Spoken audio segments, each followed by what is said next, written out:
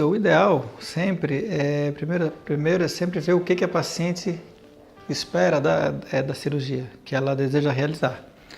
Isso aí a gente acho que a gente conversa bastante com o paciente e tenta sentir o que ela quer da cirurgia, o que ela espera da cirurgia.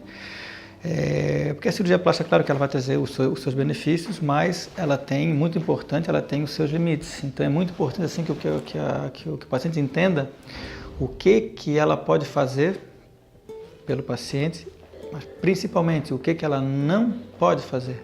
O que ela vai melhorar e o que ela não vai melhorar. Então isso eu acho que é algo que é bem importante. É muito importante que o paciente tenha essa consciência, porque quando ele chega para a gente, ele sempre vem com uma expectativa, certo? De alguma cirurgia que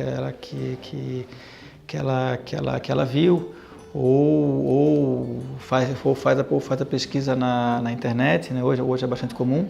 Então, assim, acho que cabe a gente assim, sempre analisar o caso, né, individualmente, e tentar ver o que ela quer. A expectativa é muito importante, é sentir a expectativa dela e tentar trazê-la assim, o máximo possível para a realidade, tá? Para que ela fique satisfeita com a cirurgia.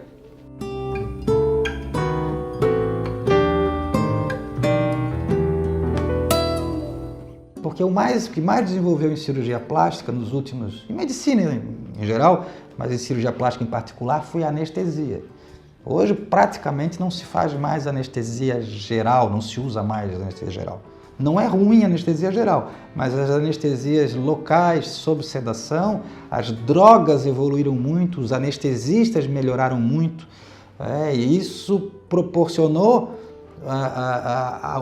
o retorno do paciente da sedação muito rápido.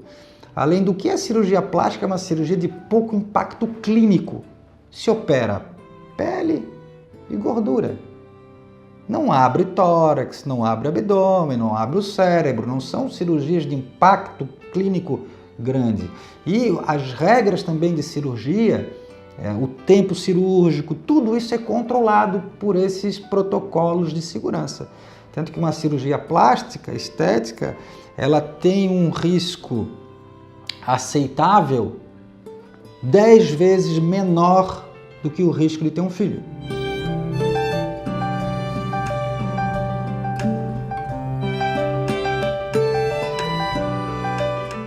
Ela é uma área que ela é dominada, na sua grande maioria, pelas mulheres, né?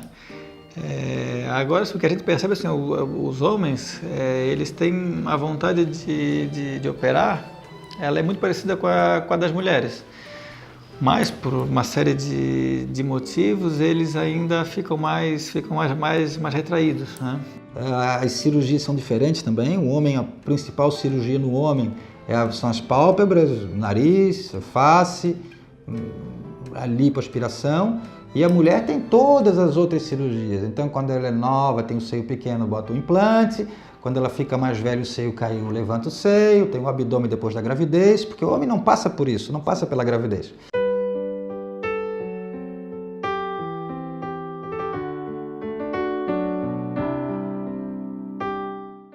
Então, assim, hoje o que a gente observa, assim, por exemplo, quando os pacientes eles vêm queixosos, né? Porque não estão contentes com alguma cirurgia. O que a gente observa assim, é que na maioria das vezes a cirurgia ela está dentro do correto.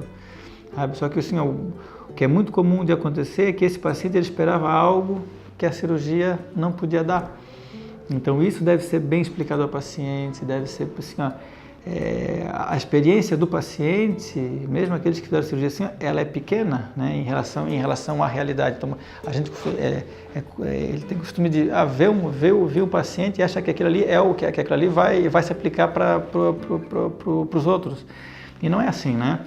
É como quando a gente tem gente com dor de cabeça, tem 10 pessoas com dor de cabeça, a gente dá o mesmo remédio para as 10, em 7 cura, em 2 fica igual e na outra piora. Quer dizer, então a individualidade ela é muito importante, né? Uma cirurgia de implante mamário, o paciente pode mexer os braços em seguida.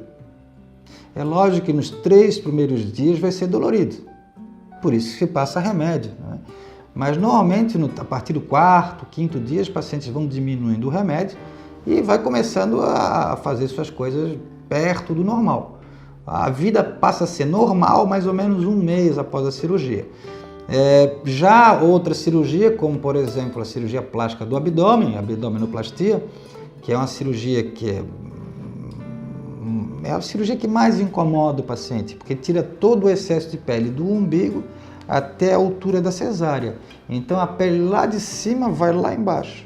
Então na primeira semana é extremamente importante que a paciente ande um pouco curvada, porque se ela se esticar, vai morrer a pele em torno da cicatriz, porque vai faltar sangue. A pele morre como um infarto cardíaco. Também o cigarro quadruplica a chance no pós-operatório de ter problema também de cicatrização.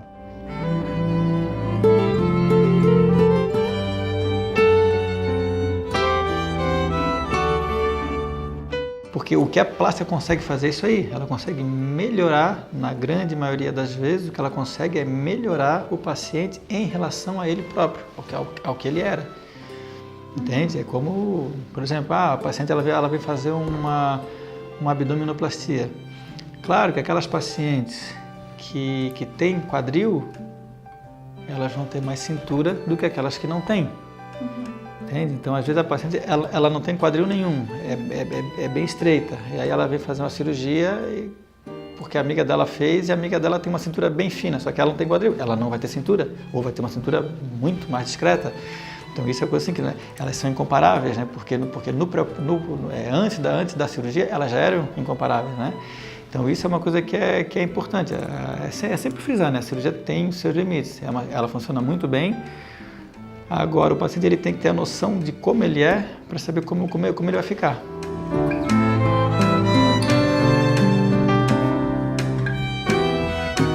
Então, o que muita gente não entende, a maioria entende, mas um percentual não entende é isso.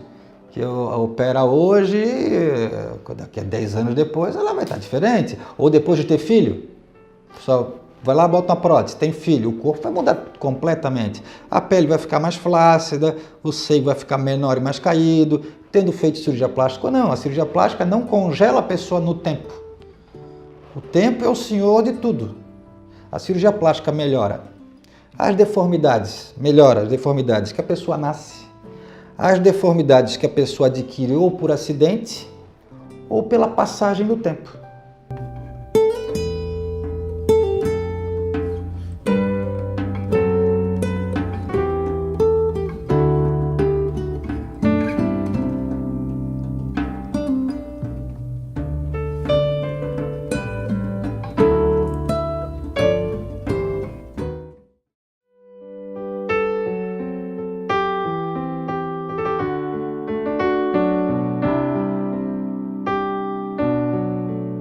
Bom, o joanete assim, ele é comum mais nas mulheres, né? Geralmente na fase pré-adolescente ou adolescente, você observa, fizer uma incidência, nós temos 6 mulheres para cada homem. Já na fase adulta, são 20 vezes mais mulheres do que homem, né? Isso ocorre por quê, né? Isso é devido ao tipo de calçado feminino, que é um calçado que propicia maior pressão em cima do hálux, em que há um desvio dele da falange em valgo, acarretando a formação do joanete. Quanto mais fina for a câmara anterior do calçado, maior a pressão sobre o hálux, maior a chance de joanete. E também, quanto maior for o salto, maior pressão ocorre no antepé, que no caso, dando problemas não só de hálux valgus, mas outros problemas também no antepé.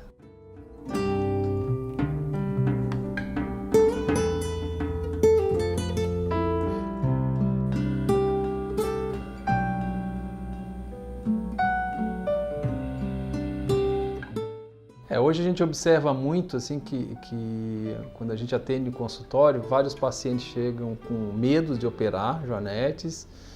Os maiores medos são o quê? A dor intensa pós-operatória, né? As chances de recidivas, que fica aquele tabu de que operando joanete voltam em quase todos os pacientes, né? E isso realmente hoje mudou bastante, né? Com relação à dor pós-operatória, a dor hoje ela é muito menor. Primeiro porque as cirurgias, as anestesias pré-operatórias são melhores, Hoje também temos processos, no processo cirúrgico, ocorre que a gente utiliza materiais muito mais delicados, do ponto de vista em que causam menor lesão óssea no paciente, né, acarretando menos dor no pós-operatório. E também com relação às recidivas, isso hoje é falso, né? Antigamente sim, em que a cirurgia se consistia em retirar aquela saliência óssea, né, basicamente. Atualmente não, atualmente nós corrigimos realmente essa parte do hálux desde o seu início, do metatarso, em que a gente procura o quê? Acabar com aquela angulação que ocorre entre o meta e sua falange, levando isso o paciente a ter um pé mais estreito, né, e que a chance hoje de recidiva do joanete é em torno de 4%, coisa que antigamente a literatura mostrava até 85% de recidivas, coisa que não ocorre mais.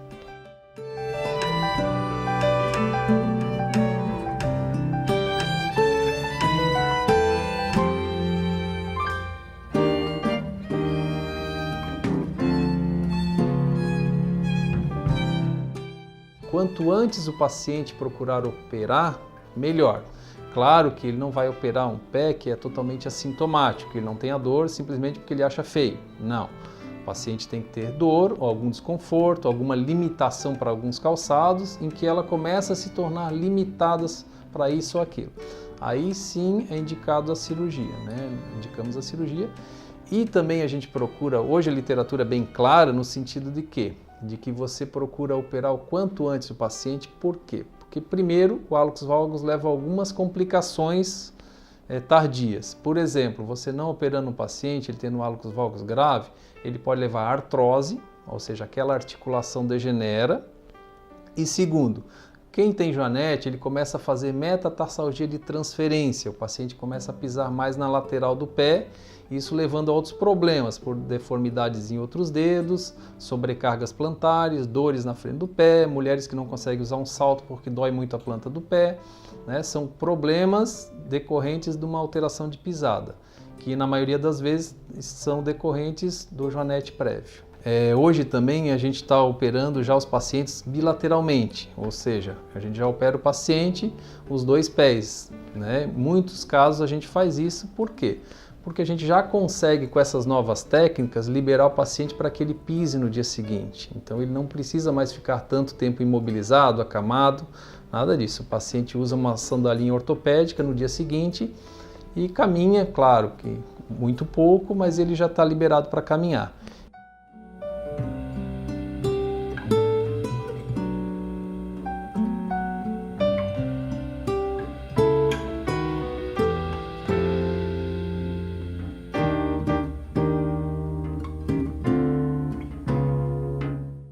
A gente vê no dia a dia, no consultório, seria principalmente a entorse de tornozelo, que é responsável, pela literatura, cerca de 1/4 das lesões musculoesqueléticas. Principalmente, na maioria dos casos, em relação a esportistas, ou de final de semana, ou profissionais que fazem atividade de impacto, como futebol, basquete, vôlei, tênis.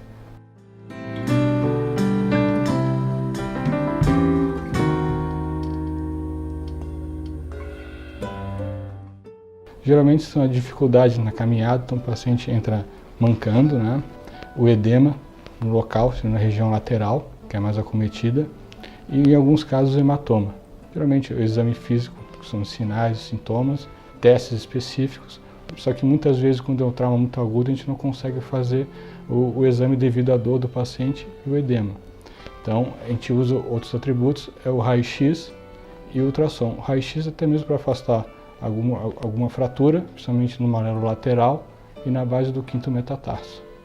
E ultrassom para avaliar até mesmo uma lesão ligamentar, ou parcial, total, ou um estiramento, né, um simples estiramento, ou alguma lesão dos ligamentos fibulares, dos tendões fibulares que estão também localizados na região lateral do tornozelo.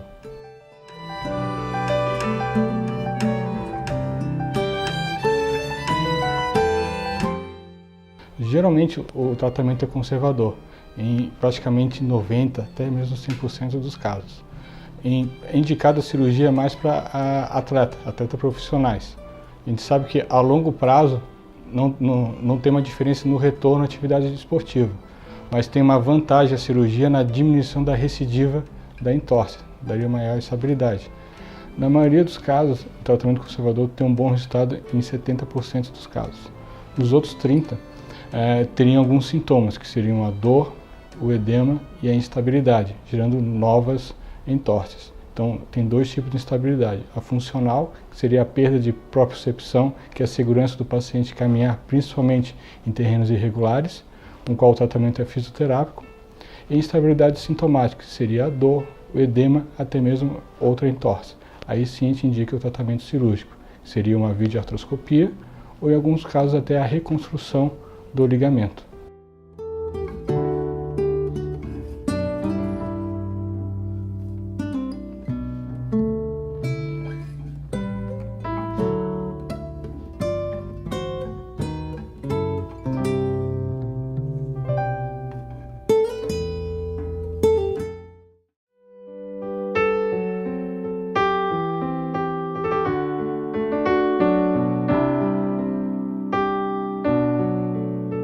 A Clínica Viver foi fundada há 10 anos e o principal objetivo foi poder proporcionar um tratamento humanizado para as neoplasias e neoplasias hematológicas e, além disso, integrado. Por isso que a gente conta com várias especialidades também, como mastologia, neurologia, cirurgia torácica, cirurgia do aparelho digestivo, prócto, além de nutrição e psicologia.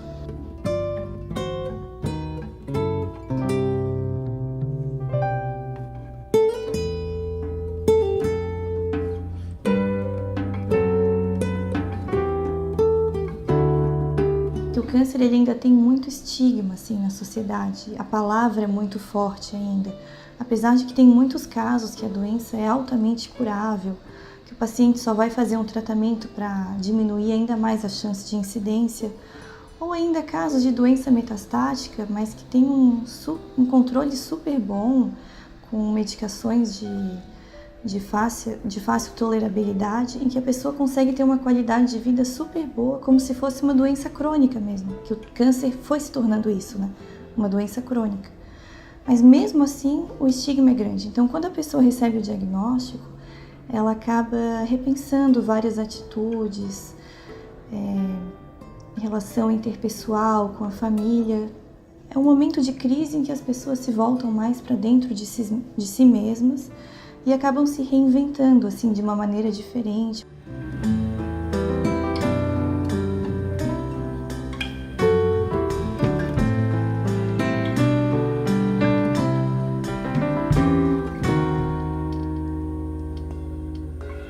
O câncer, na verdade, o que a gente fala é um grupo de várias doenças muito diferentes umas das outras. Então tudo vai depender da idade do paciente, do estadio, do tipo de célula, o tipo de tratamento disponível, como que ele vai responder a esse tratamento. Então é uma pergunta super ampla, mas que não tem como, porque são muitas doenças. A gente ter um hábito de vida saudável é muito bom, de atividade física, de dieta, de controle emocional também. Mas além disso, o que eu queria mais enfatizar é a importância do exercício físico, que a gente sempre fala da prevenção, mas não durante o tratamento e nos pacientes dos sobreviventes do câncer. É super importante, é uma coisa que cada vez mais estudos observacionais vão mostrando dados. Então, quando o paciente faz exercício e cuida da dieta durante a quimioterapia, ele vai ter bem menos fraqueza, ansiedade, e depois, a longo prazo, a gente consegue diminuir a taxa de recidiva em até 50%, dependendo do tipo de câncer, principalmente para mama e colo retal.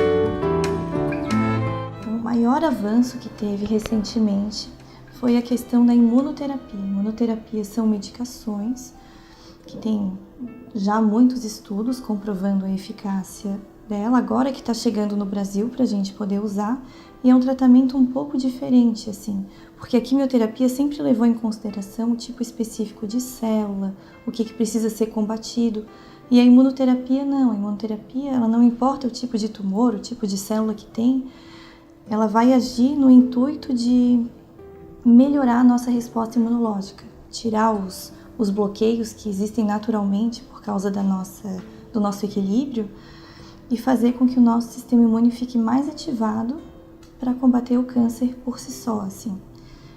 E os trabalhos mostram resultados muito promissores com doenças de mau prognóstico, como melanoma e câncer de pulmão, atingindo respostas duráveis que antes não eram nem imaginadas, assim. Então, essa é a maior novidade.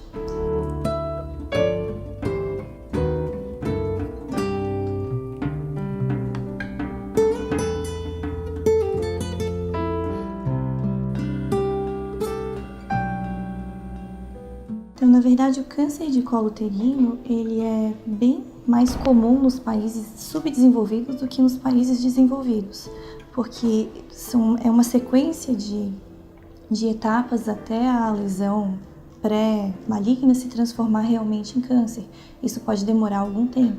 Então, exames de preventivo realizados periodicamente podem ter um diagnóstico muito precoce assim, da doença e ela ser bem curável. E a outra questão é a questão da vacinação. O Brasil agora que está começando a vacinar contra o HPV, que diminui bastante ele está muito relacionado ao câncer de colo uterino e ele vai diminuir bastante a taxa de incidência no futuro, assim.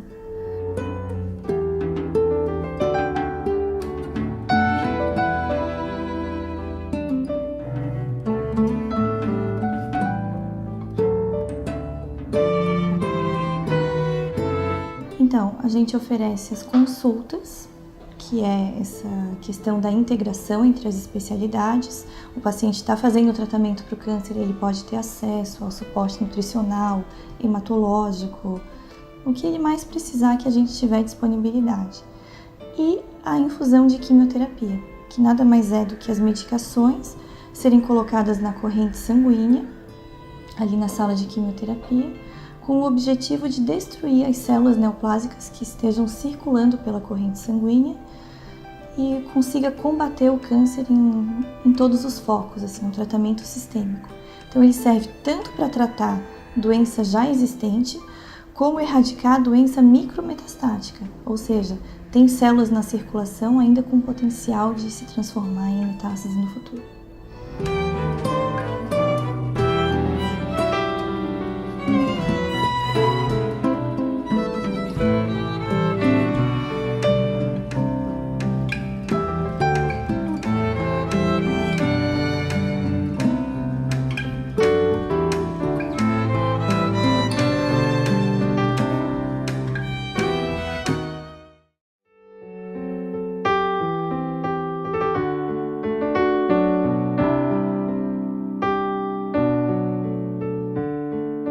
O que é a Fecundare?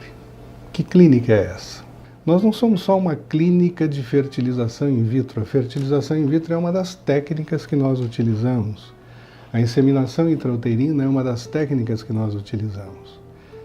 Mas nós, fundamentalmente, buscamos tratar o casal, restituir a eles a fertilidade natural, fazendo com que, numa grande parte das vezes, esses casais engravidem espontaneamente. Que eles tenham a possibilidade, com seus próprios meios, seus próprios gametas, de engravidar. Quando isso não é possível, nós propiciamos cirurgias, nós propiciamos tratamentos, inclusive, como eu disse, fertilização in vitro. Mas o que nós queremos é que esses casais se sintam acolhidos conosco, que eles tenham na nossa recepção a melhor recepção, que eles tenham da nossa equipe o melhor tratamento. Nós usamos o melhor da tecnologia. Nosso laboratório é um laboratório que se assemelha aos bons laboratórios europeus, aos bons laboratórios americanos e aos bons laboratórios brasileiros. Então aqui, né, nessa área, a gente tem o laboratório de fertilização, que ele é dividido em 3 partes básicas. O laboratório de criopreservação, onde a gente tem congelado os gametas, ou seja, os óvulos e os espermatozoides. Nessa parte aqui, a gente tem onde é feito o preparo do sêmen, E nessa outra parte é o laboratório de fertilização de fato. Os tratamentos em reprodução assistida, eles podem ser divididos em baixa complexidade, como o coito programado e a inseminação artificial, e os de maior complexidade, como a fertilização in vitro e a ICSI. O coito programado, ou relação sexual programada, o casal é orientado a ter relações sexuais no período ovulatório.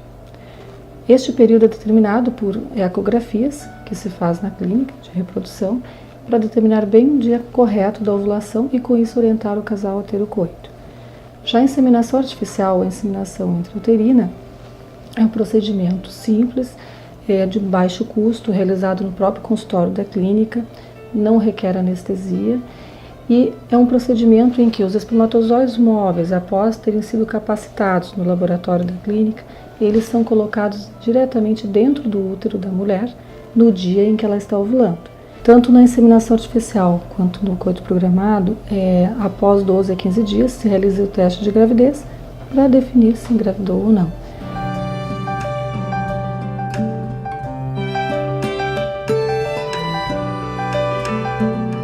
As taxas de fertilização in vitro dependem basicamente de duas coisas. Uma delas é o fator ou os fatores que esse casal está tendo e que está levando essa dificuldade para engravidar, seria a causa da infertilidade. E outro fator é justamente a idade dos óvulos. A idade dos óvulos é semelhante, igual à idade da mulher. Então, uma mulher de 35 anos, ela vai ter os seus óvulos com 35 anos. E esse fator é determinante nos resultados de reprodução assistida. Estatisticamente, abaixo de 37 anos, cada vez que uma mulher transfere um embrião produzido em laboratório para dentro do útero, ela vai ter 40% de efetividade, que esse embrião se fixe no útero e vire uma gestação, gere um bebê.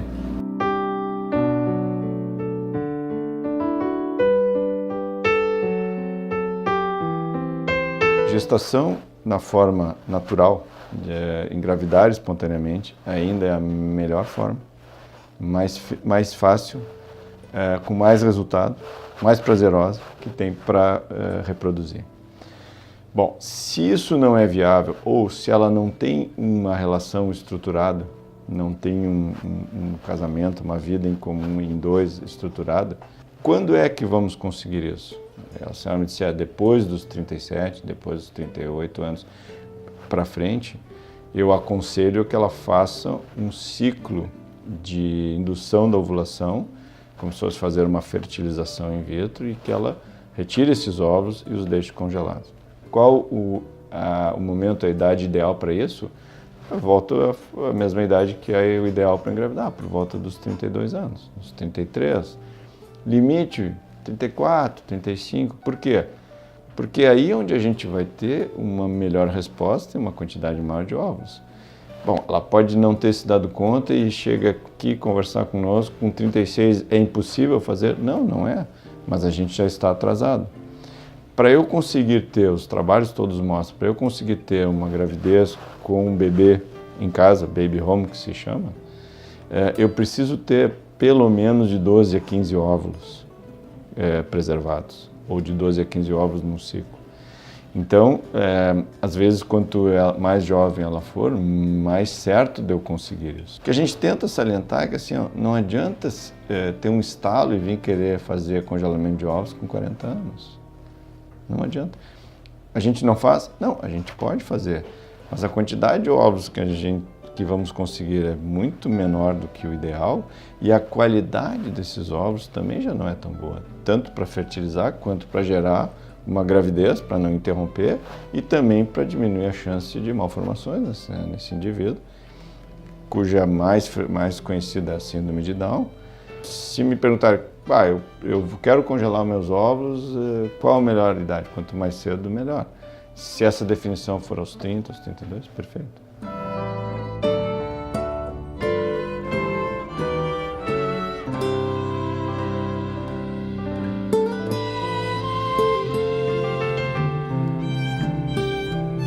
Tudo isso é a fecundária.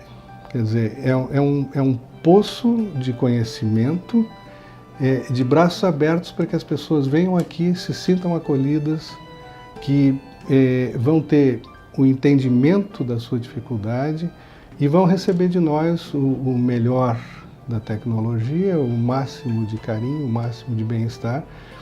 E, se possível, saírem daqui abraçados conosco, felizes, né, com uma gravidez. E muitas vezes saem sem a gravidez, mas nós queremos também que eles saiam felizes e tenham a noção de que foi feito todo o possível e que eles possam um dia bater no peito e dizer, bom, a natureza não nos deu, mas nós tentamos.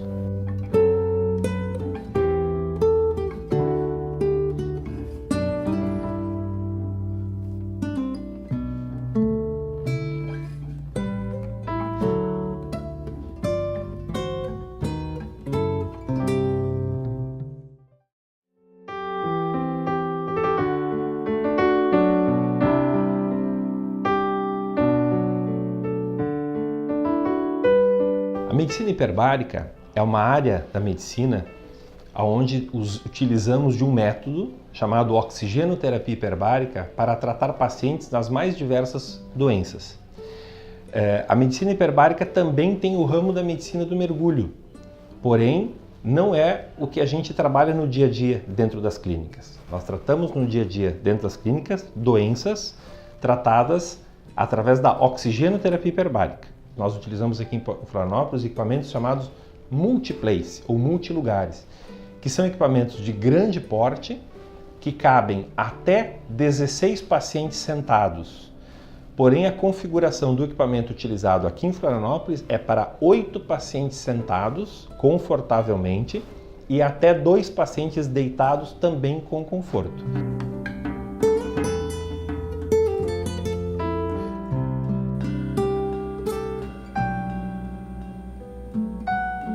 A oxigenoterapia hiperbárica tem indicação numa gama ampla de doenças. Nós temos as doenças de difícil cicatrização, onde a principal indicação é o pé diabético, né? Que são pessoas que têm ferimentos abaixo do joelho, na perna ou no pé, têm diabetes e por algum motivo têm deficiência de cicatrização ou dificuldade de resolver.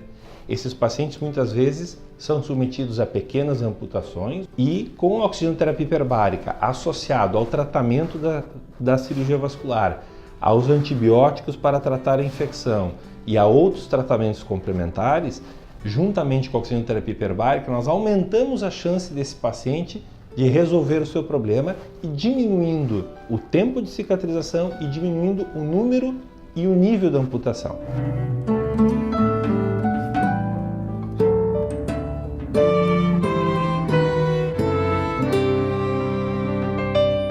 Desta forma, nós conseguimos diluir oxigênio nos líquidos corporais, no sangue, fazendo com que esse oxigênio chegue aos tecidos, chegue à pele, chegue ao músculo, chegue ao osso, quando necessário, e reverta o processo de hipooxigenação ou hipóxia, que seria a diminuição da oxigenação daquele tecido. Tecnicamente, chama-se PPO2, pressão parcial de oxigênio. Essa pressão parcial de oxigênio, quando diminui muito, ela altera os mecanismos de cicatrização ou de combate à infecção, que seria o caso da osteomielite, a infecção nos ossos. Quando nós temos uma PPO2 dentro da normalidade basal ou uma PPO2 alta, nós conseguimos mais facilmente tratar esses pacientes nas mais diversas indicações.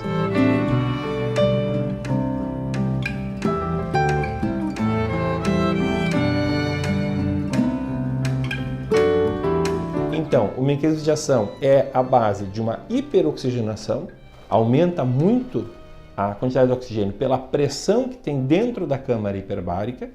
Com isso, nós vamos estimular os mecanismos de formação de novos vasos sanguíneos, estímulo à cicatrização e melhora da resposta no combate a algumas infecções.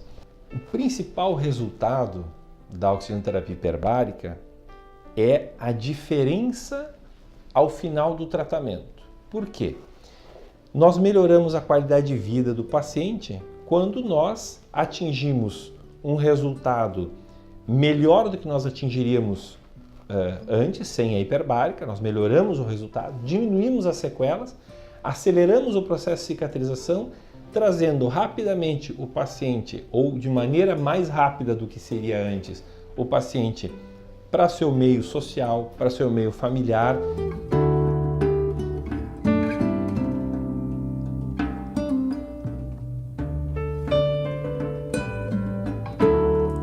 E nós agora recentemente também já estamos atendendo todos os convênios.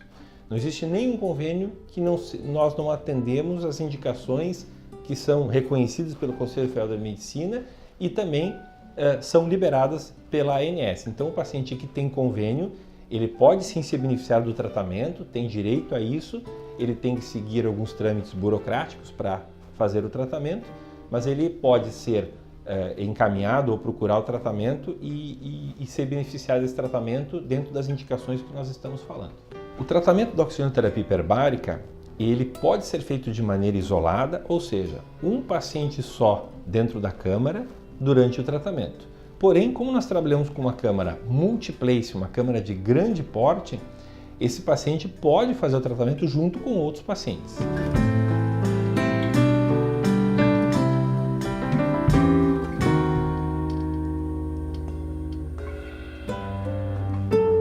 A minha formação é como cirurgião geral, mas já há 16 trabalho com hiperbárica. Recentemente eu defendi o meu mestrado agora em dezembro na Universidade Federal de São Paulo em cirurgia e medicina hiperbárica. Estou agora cursando doutorado na mesma instituição, lá na Escola Paulista de Medicina, e nós estamos agora, nesse momento, vinculados à Sociedade Brasileira de Medicina Hiperbárica, que é a entidade que regula a parte científica da hiperbárica no Brasil. E o paciente que procurar a hiperbárica Florianópolis pode contar com toda essa experiência, com todo o conhecimento que nós temos, que o nosso objetivo é melhorar o resultado dos pacientes e colaborar com as equipes médicas que tratam os pacientes para melhorar o resultado do seu paciente.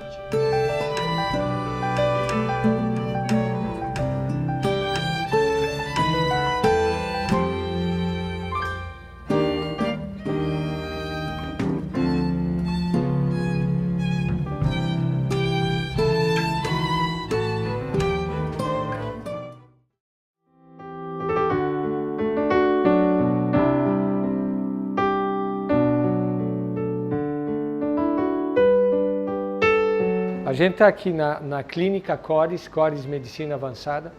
A Cores é uma clínica que tem mais de 10 anos e o foco principal da Cores é o tratamento de algumas doenças vasculares, doenças da circulação, principalmente do sistema arterial.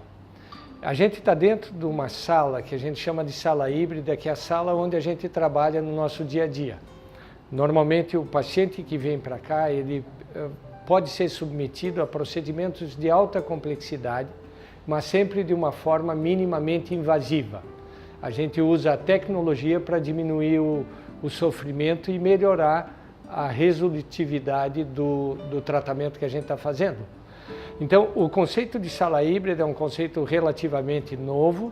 São salas onde existe um ambiente que agrega diferentes tecnologias. Então, ao mesmo tempo, essa sala está setada, está preparada como se fosse um centro cirúrgico. Eu tenho a luz de um centro cirúrgico, eu tenho a mesa de um centro cirúrgico, o aparelho de anestesia. E, junto com isso, eu tenho um equipamento que me dá a possibilidade de fazer cateterismo, de acessar remotamente uma doença como um aneurisma que está lá num cantinho do cérebro, um aneurisma da aorta abdominal ou da aorta torácica que precisa de tratamento. Esses tratamentos, antigamente, só eram feitos por cirurgias de campo aberto, que a gente chama, cirurgias abertas, que tinham que fazer grandes incisões para acessar o foco da doença.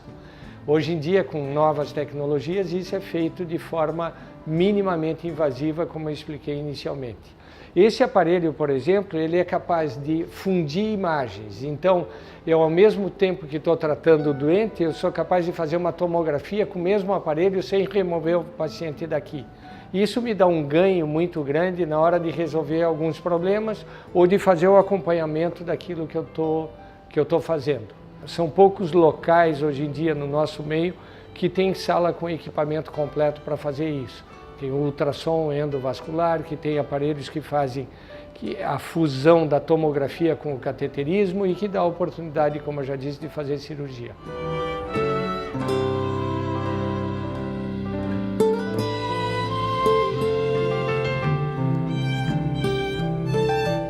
O outro foco da nossa clínica é o tratamento da doença venosa, que consiste no tratamento de doenças das veias.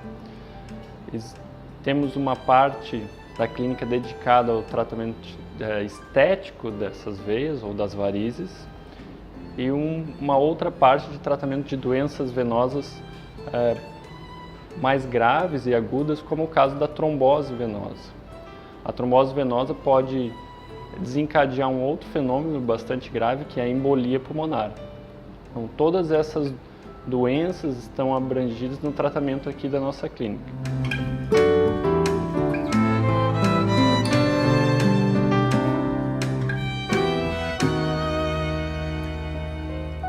Uma outra modalidade de tratamento de algumas doenças é a embolização, que nada mais é do que a oclusão arterial dessa circulação que nutre um tumor, né? Isso a gente pode tratar tumor de fígado, um mioma uterino, tumores ósseos. Bom, a cirurgia vascular é uma especialidade que aborda várias doenças de circulação, né? Para tentar resumir, né, para a pessoa leiga, para quem não é médico, quando se fala em circulação, nós temos essencialmente dois tipos de circulação, dois tipos de vasos. Tem as artérias e as veias. As doenças mais comuns, né, que aparecem com mais frequência no nosso consultório, são as doenças venosas, né? E aí as mais conhecidas são as varizes nos membros inferiores. As doenças arteriais, elas são menos frequentes, mas são doenças normalmente mais graves, né? Com potencial de agressão, de perda de membro, né? Ou de alguma sequela um pouco mais graves.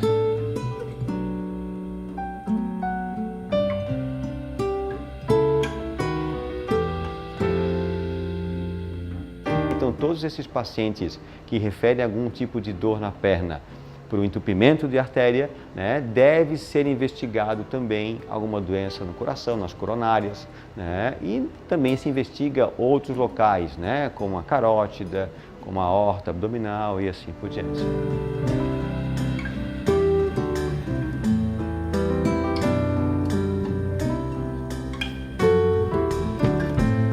Quando nós falamos em cirurgias minimamente invasivas, né, nós estamos trocando a ideia, como eu já falei antes, de um corte, de uma incisão cirúrgica, geralmente por punções, né, por orifícios, né.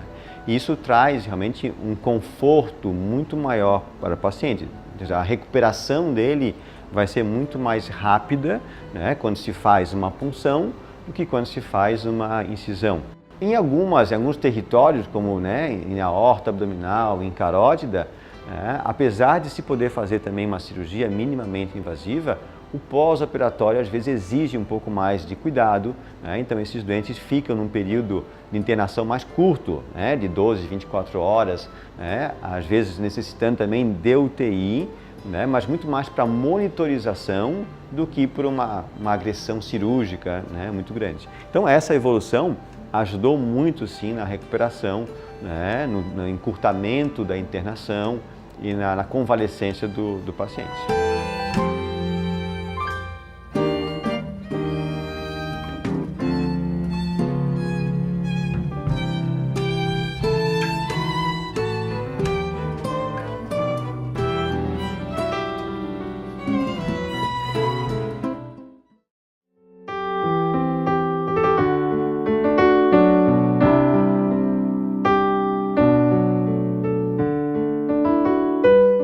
Uma vez que o sinal dor, que é um sinal de alerta de que alguma coisa está acontecendo errado, ele se torna demasiado, exagerado, ele passa a não ser mais um sinal de alerta e vira uma doença. Assim como é o diabetes, a pressão alta, ele se torna uma disfunção, ou seja, um excesso, né, de sinalização de dor pelo sistema nervoso, ele acaba transformando, né, os neurônios na medula e no cérebro de modo que aquela lesão pode não existir mais e ter curado e ter melhorado, como uma batida no dedo. Mas, a partir daí, na medula e no cérebro, esses órgãos continuam recebendo informações elétricas, né, erradas agora, de que algo está errado. Então, ocorre uma disfunção na via da dor.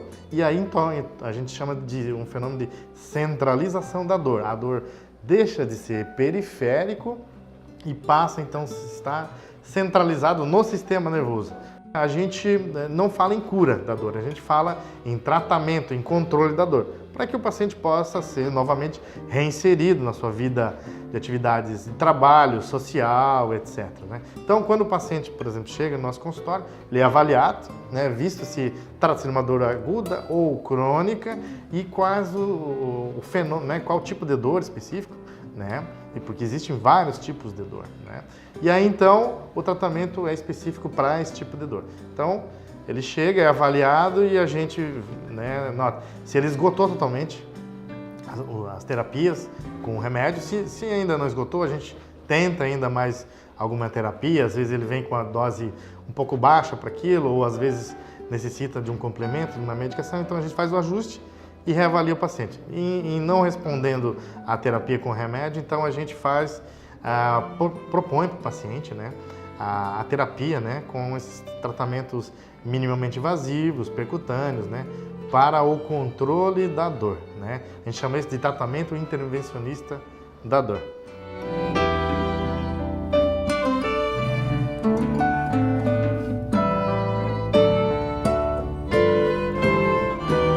Dentre outros procedimentos para dor que a gente tem, então, também temos o tratamento percutâneo para dores oncológicas, os pacientes que têm muita dor por conta de um câncer, né, e precisa, então, aliviar o sintoma. Também temos os tratamentos mais modernos, né, com o eletrodo de estimulação medular, né, que são pequenos chips que são colocados dentro da medula e para controle da dor, né, ou no cérebro, às vezes, também, para o controle da dor.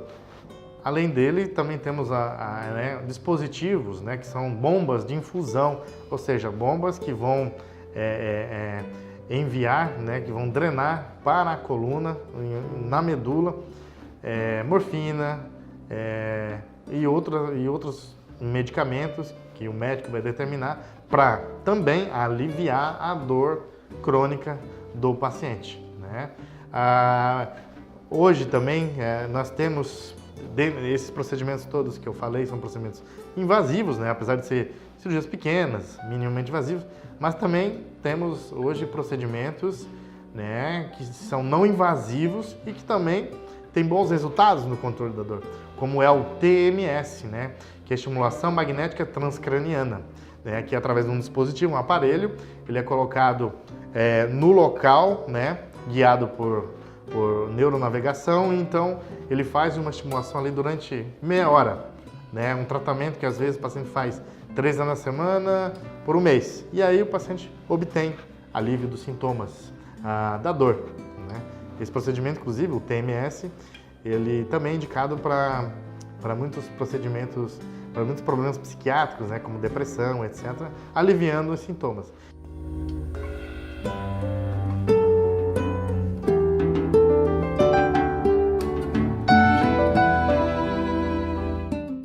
Antigamente, né, as opções que a gente tinha na falha da medicação das terapias físicas era indicar o paciente para cirurgia aberta, né, tradicional, né? Hoje, além desses procedimentos que a gente falou, né, que são as infiltrações, bloqueios e a risotomia, quando na falha desses, inclusive, e o paciente então apresenta realmente o diagnóstico e a indicação de se operar essa hernia de disco, a gente hoje pode fazer não pelo método tradicional de cirurgia aberta, incisões grandes, mas de forma percutânea também, tanto, né, por tubos progressivos, né, que é um sistema que ele consegue magnificar a imagem para o cirurgião, e aí então o cirurgião consegue fazer uma incisão desse tamanhozinho e conseguir operar através dessa incisão, ou até mesmo por procedimentos por endoscopia da coluna. E aí então, da mesma forma, consegue retirar o fragmento herniado, né, a hérnia, descomprimir o nervo e então o paciente ter o alívio da dor. O paciente pode ter alta no mesmo dia do procedimento, né? E a grande vantagem desses tratamentos percutâneos ou por endoscopia ou minimamente invasivos da coluna é que com menos trauma da coluna e do músculo, ele consegue ter uma recuperação mais rápida, tem menos sangramento e ele então consegue voltar na sua atividade de trabalho mais precoce. Né?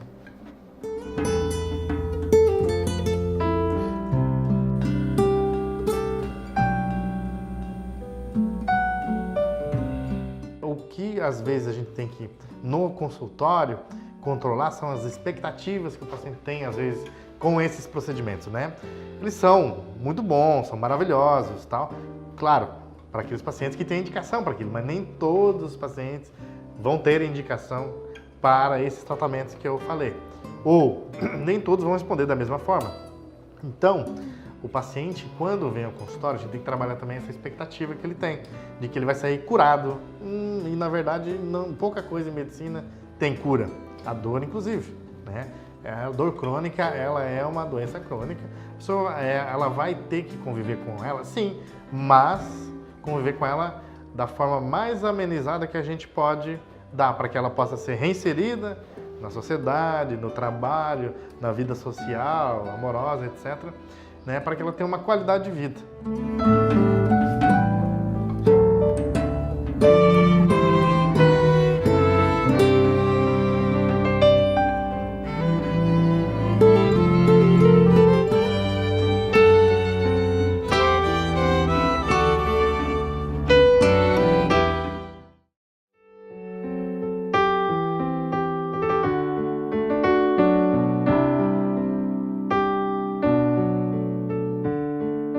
Bom, nos últimos anos estamos vivendo aí a era dos dentes fixos, né, que está trazendo oportunidade para várias pessoas realizarem esse tipo de tratamento com implantes. Por mais que esse tipo de tratamento, o implante ósseo integrável, ele foi descoberto na década de 50, somente nos últimos 10 anos, aproximadamente, que isso se tornou acessível, né, para a maioria da população.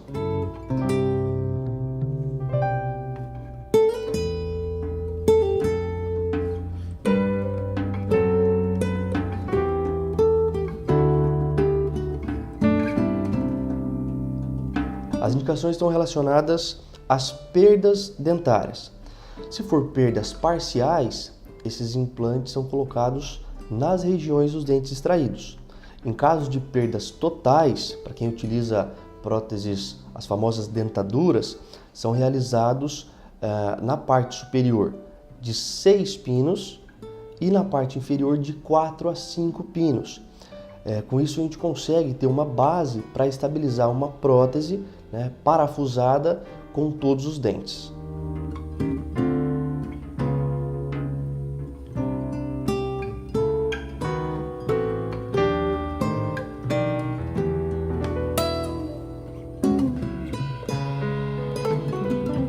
As contraindicações estão relacionadas apenas à idade. Né? Em crianças e adolescentes que ainda não passaram o pico da fase de crescimento, nesses adolescentes, essas crianças estão contraindicados. Precisa passar primeiro por essa fase de crescimento. Depois disso não tem mais contraindicações, né? Tanto em relação à idade, em relação a doenças sistêmicas, não tem contraindicações. Grande parte da população, após os 50, 60 anos, apresentam esse quadro de hipertensão ou osteoporose ou a própria diabetes, como citado. Também não existe contraindicação em relação a essas doenças sistêmicas.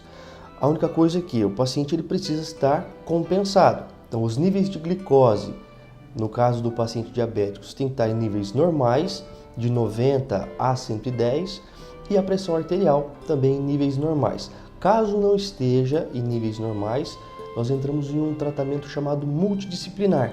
Nós entramos em contato com o médico responsável para chegar a esses níveis normais e aí sim realizar o tratamento.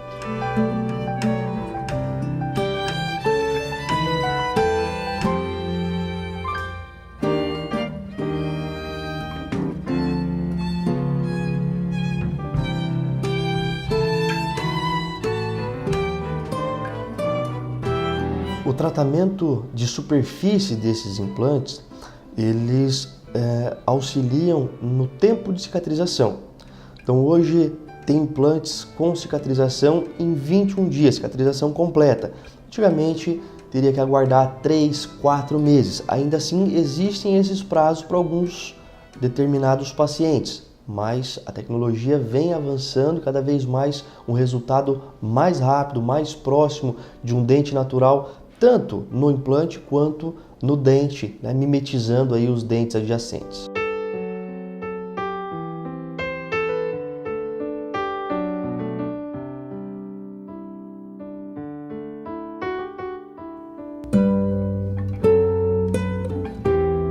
Como o paciente ele chega na nossa clínica já um pouco tenso, né, nós administramos uma medicação para combater essa ansiedade, que já traz um certo conforto para ele durante o procedimento. E também é realizada anestesia local, então a dor é facilmente controlada aí durante esse período transoperatório e no pós-operatório com as medicações.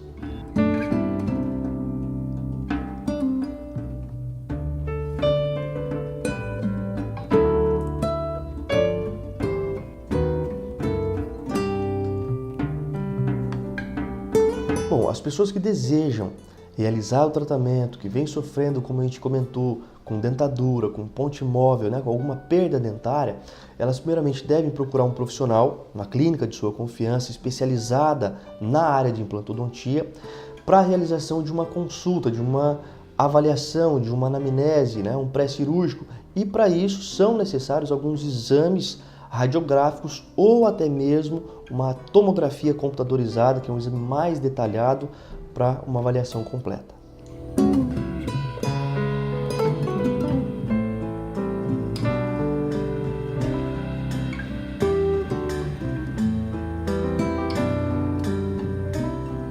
Hoje as pessoas podem ficar bem tranquilas em relação ao tratamento com implantes, porque é o tratamento que chega mais próximo de um dente natural. Então o resultado funcional e estético, né, ele agrada hoje muito mais do que uma prótese móvel, do que uma dentadura, né? E hoje a Uralcim vem para Florianópolis oferecer esse tipo de tratamento diferenciado, com carinho, com respeito que o nosso cliente, que a nossa população merece, né? Oferecendo também um tratamento humanizado, porque as pessoas sempre via com a odontologia como uma profissão um pouco mais fria, então a gente tenta resgatar assim esse carinho, esse amor pela nossa profissão e pelo nosso paciente.